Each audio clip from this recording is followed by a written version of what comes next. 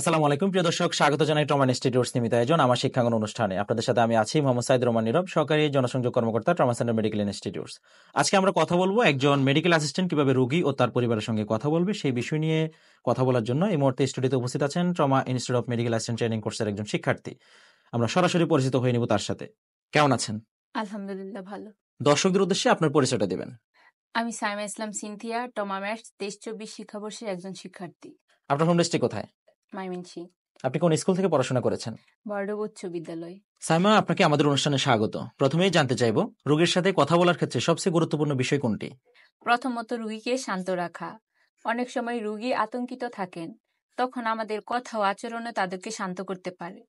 দ্বিতীয়ত, সহজ ভাষায় বোঝানো, যাতে রুগী ও তার পরিবার কি ধরনের সমস্যা সেটা সঠিকভাবে বুঝতে পারে। কিভাবে একজন মেডিকেল অ্যাসিস্ট্যান্ট এই দক্ষতা অর্জন করেন? কমিউনিকেশন স্কিল নিয়ে প্রশিক্ষণ, পাশাপাশি নিজে থেকে রোল প্লে, একে অপরকে রুগী ভেবে অনুশীলন করা, ভদ্রতা, সহানুভূতি আর ধৈর্য, এই 3টি জিনিস সবসময় থাকা লাগবে। রোগীর পরিবারের সঙ্গে কথা বলার সময় কি ধরনের সমস্যা বা ভুলগুলো হয়ে থাকে? অনেক সময় দেখা যায় কেউ তাড়াহুড়া করে তথ্য দেয়, কঠিন শব্দ ব্যবহার করে, এতে রোগীর পরিবার বিভ্রান্ত হন।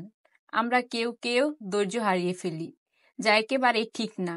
আমরা সহজ, পরিষ্কার ও মানবিকভাবে বুঝালে এই ধরনের সমস্যাগুলো তৈরি হবে না। এই বিষয়ে ভবিষ্যতে কি ধরনের উদ্যোগ নেওয়া প্রয়োজন?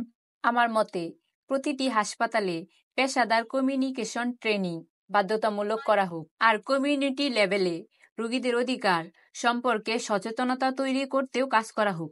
এক কথায় বললে আপনি কি ধরনের স্বাস্থ্যসেবা পরিবেশ দেখতে চান? আমি চাই এমন একটি পরিবেশ তৈরি হোক যেখানে রোগী শুধু চিকিৎসা নয়, মমতা ও সম্মানও পায়। যেখানে রোগীদের চোখের দিকে তাকিয়ে কেউ বলে, চিন্তা করবেন না, আপনি আমাদের হাতে নিরাপদ। আমাদেরকে সময় দেওয়ার জন্য আপনাকে আন্তরিক ধন্যবাদ। আপনাকেও ধন্যবাদ এমন একটি সুন্দর অনুষ্ঠানে আমাকে আমন্ত্রণ করার জন্য। প্রিয় দর্শক, চিকিৎসা শুধু শারীরিক নয়, মানসিক দিকও সমান গুরুত্বপূর্ণ। সবাইকে ট্রমা ম্যাথসের সাথে থাকার জন্য অসংখ্য ধন্যবাদ। আজকের মতো এখানে শেষ করছি। দেখা হবে পরবর্তী পর্বে। ততদিন ভালো থাকুন, সুস্থ থাকুন।